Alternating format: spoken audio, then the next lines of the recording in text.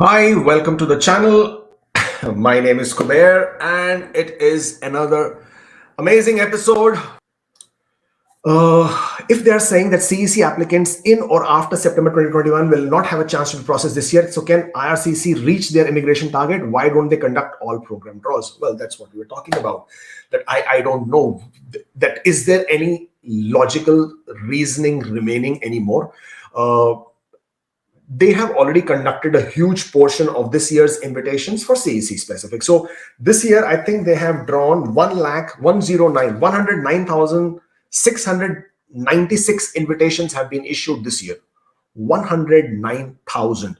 Last year, for the whole year, they invited 107,350. This year, we are only in September, or rather end of September. They had already invited 109,696 invitations, which is 2,000 more than last whole year. And we still have 3 months to go. So even if they, and that could also probably be a reason why they are slowing down, because if you notice, they did not conduct an CEC draw when they were expected to. They're holding back on the draws, which basically means they are now coming to a point when they're not able to issue that many draws as they wanted to. Does this mean good news or bad news? It doesn't mean anything at this point of time, because again, it's all speculations. It's all assumptions based on little information, on little data that we have. Because this also negatively affects all program draw. If they're not going to be doing CEC draws at this point of time because they do not have any quota remaining from the ITAs, then what is the likelihood that they will conduct an FSW draw? And if at all they choose to conduct FSW draw, how many invitations will they be issuing? Now, I'm not sure if you have seen this, but I think you should. Let me just pull this up. Right, so this is the screen. Let me just take this off. Yeah. This is the screen for your express entry. Let's bring this here. And if you see the pool breakdown, this was the last draw which happened 29th of September. And if you see the pool breakdown, as I scroll down, total number of people in the pool is 180,255. That's a lot of people. Okay, 180,255.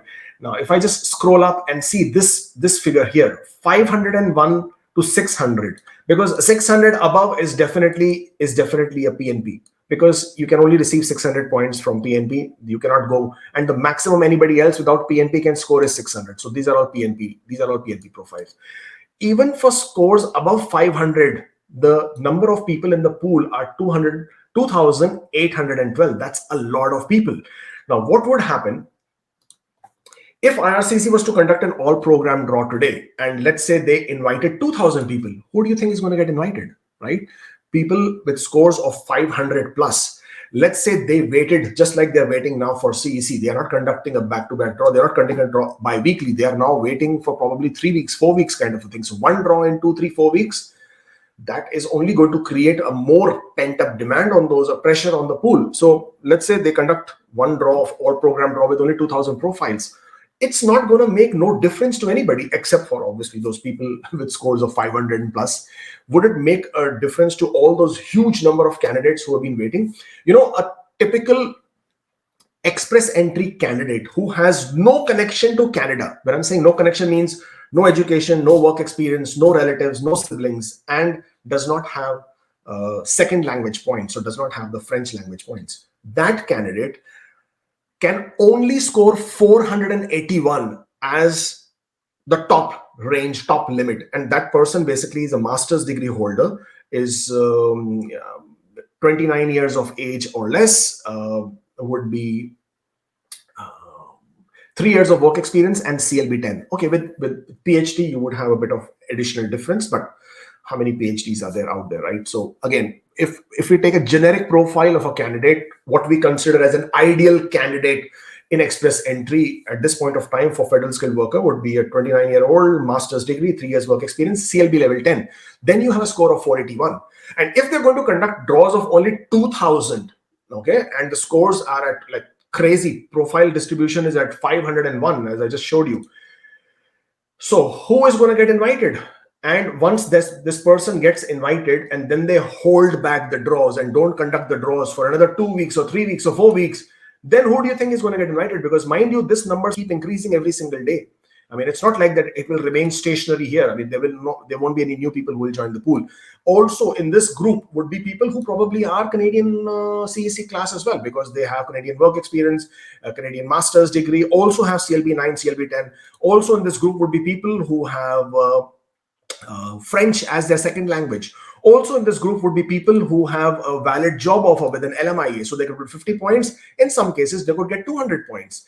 Now, all those people who are sitting here, and this number will continue to increase. So if they were to do only 2,000 per draw kind of a draw, I mean, hello, I mean, that's not going to even scratch the surface. I mean, as much as we will be happy that there is an all program draw, it's not, it won't be gratifying at all, because most people will still be left out.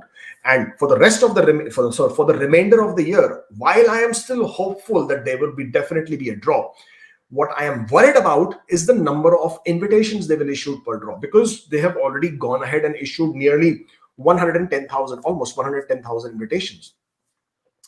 There has to be a limit of how many invitations they will issue. So it is going to dry out at some point of time. And because of that, I wonder when they will conduct a federal skilled worker draw, and if they will do, which, as I said, and I continue to say, I'm extremely hopeful, what would be the draw size? And that is what is more worrying for me, rather than will they conduct an all program draw or not. So I would love to see a big chunk of draws being, ITAs being issued. Will they issue? When they will issue is something which you have to wait and watch. Because if they continue with the CEC narrative that they have right now, that they will only issue to CECs, even with CECs, even, I mean, look at it this way. CECs until 3 months back were rejoicing because the scores were so low, 350s, 360s, and they thought, okay, we got it, man. Now we don't need to struggle with our IELTS. Even if our IELTS scores is low, we will still be able to crack it. A lot of people took that for granted because they could see 6,000 invitations being issued. People don't understand that this is not a finite number. At some point of time, or this is not an infinite number. It's a finite number of ITAs that will be issued. And now most of them are struggling because the scores, the last CEC draw was at 462. The next CEC draw is probably going to be even higher. Again, depends on the number of invitations that they will issue. If it's going to be only 2,000, well, then we know, I know, I mean, it's going to be difficult. If it's 2,500, as was predicted, or rather, as was mentioned in the internal memo by IRCC that CIC News has shared, and that was shared on the 6th, or rather, issued on the 6th of June, then again, 2,500 ITs is also not going to cut it. The scores are going to be remaining the same, 462s or that, and that's high. Even with CEC, that's high, okay?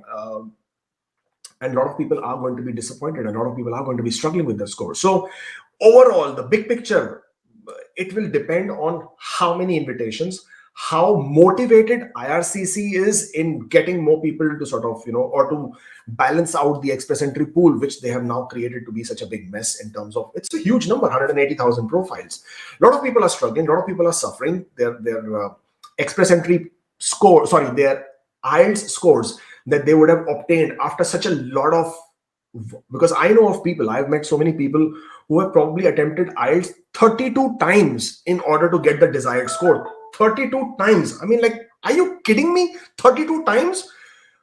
But that was the amount of money they have invested. So 32 times, basically, if you calculate, and let's just quickly figure this out. So if I say 12,500, and this is from India, 32 times, that person has spent 4 lakh rupees only on IELTS alone. Okay, that's what I got here, 4 lakh.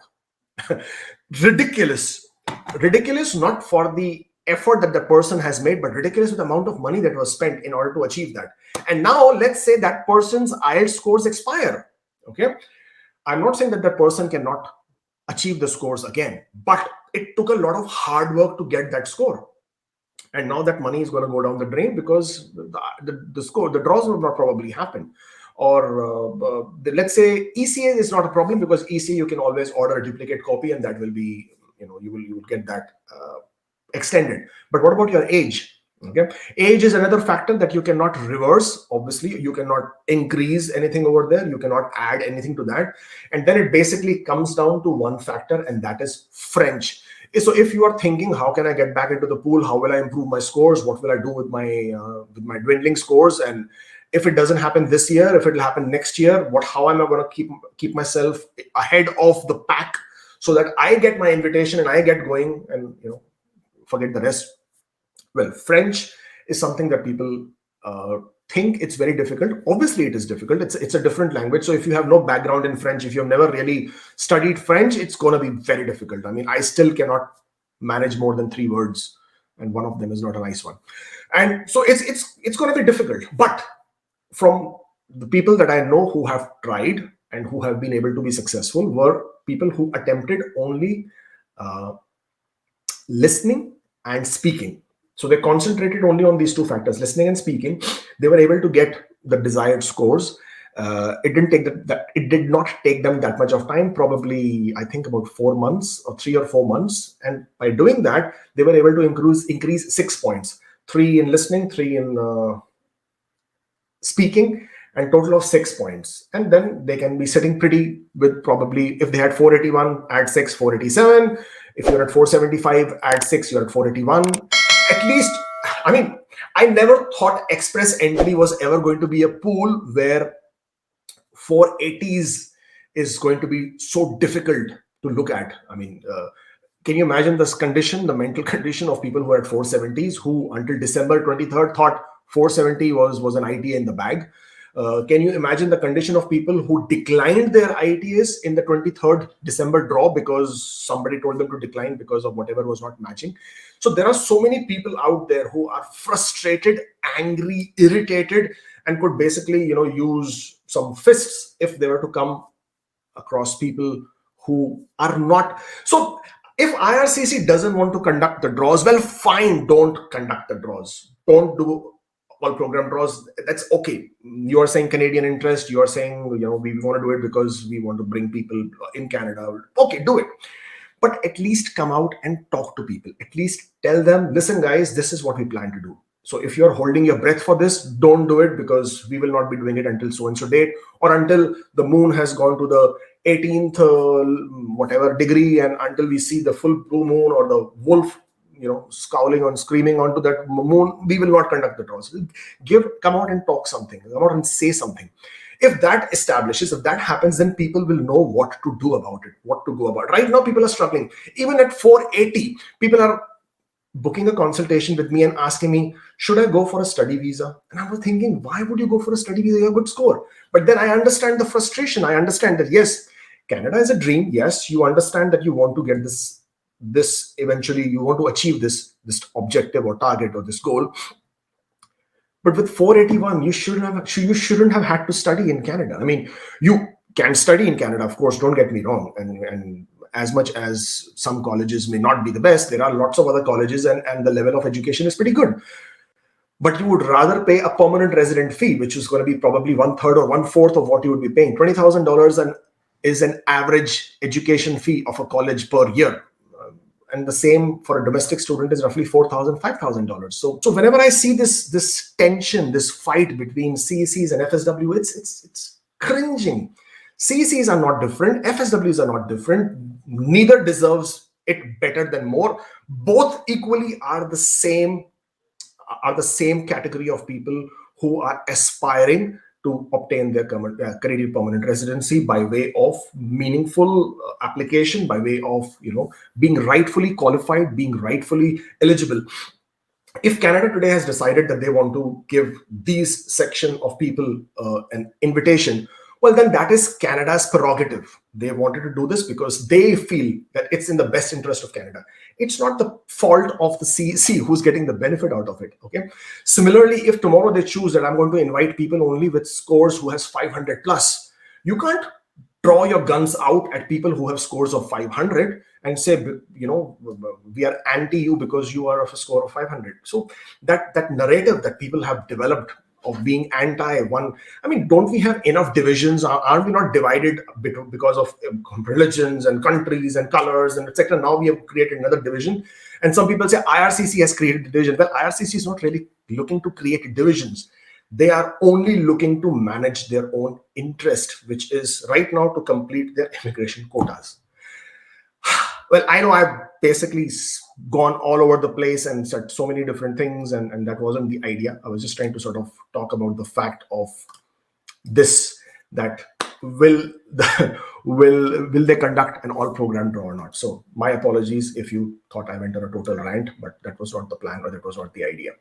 Mika says, Kubeir lost track of the original question. I absolutely agree with you. I totally went on a rant and then I lost. It was like my mind was all over the place. I apologize. It shouldn't have happened like that. Usually I'm more, on a track. But this thing has been bothering me so much, whether it's on our Facebook groups, whether it's on different platforms. It's so toxic when people start creating animosity or start creating negativity against other section of people, because this is the same thing that happens in life, right? Jealousy. Why in India we used to have this advertisement from a washing powder company called Nirma. And I'm sure people who are in India who are watching, they would be able to relate to this. Teri sari meri sari se safed kaise? I mean, like, why are your clothes brighter, shinier than mine? That was the narrative that particular brand or that product went after, and it was to create that that mental, that adjectivity or the jealousy into saying, okay, you guys are better than me or I'm better than you, kind of a thing, which is not a fact.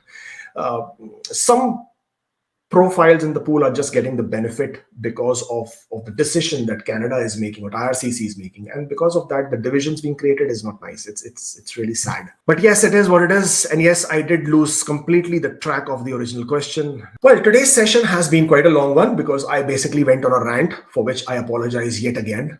Sorry about that. But thank you so much for joining in.